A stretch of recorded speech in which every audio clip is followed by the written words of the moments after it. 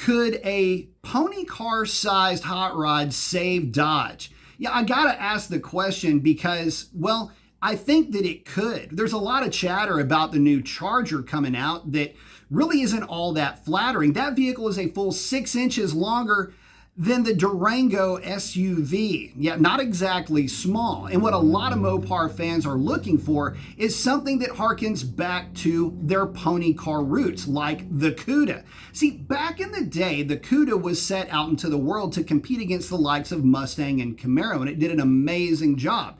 It might have been last to the party back then, and of course would be last to the party now, so something to be said for consistency.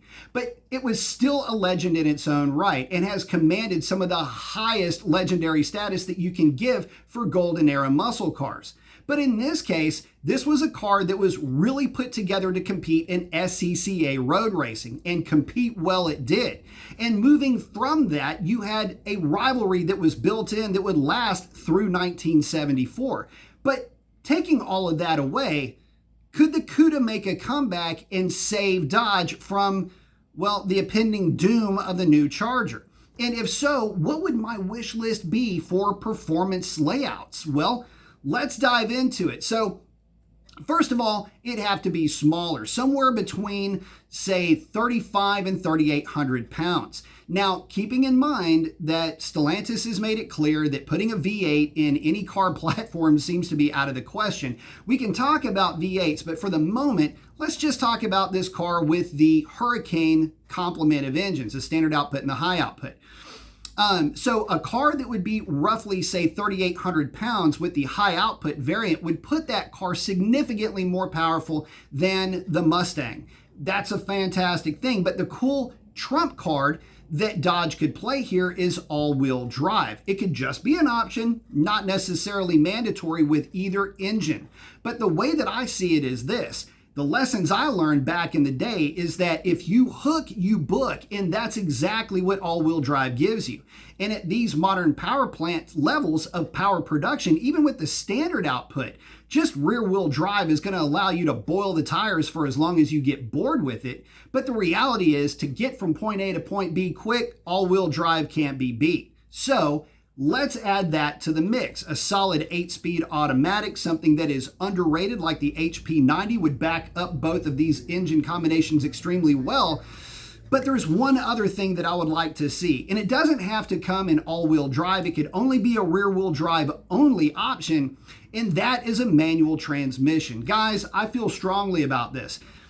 A car like a pony car, in other words, Mustang, Camaro, the Z car from Nissan, these cars need to have a manual transmission. It adds so much character to the driving experience. No, they're not the quickest in a quarter mile, but listen, for the guys that just want to enjoy a driving experience, that understand the certain nuances and why manual transmissions can be so much more fun and better to drive, for them, there is no substitute. And I'll even take it a step further. For some of those guys, if it's not offered with a manual transmission, they will not even consider it. So, manual transmission, please, Dodge if you can. Now, what would this car really perform like? Well, to be frank, it would be the fastest in its segment.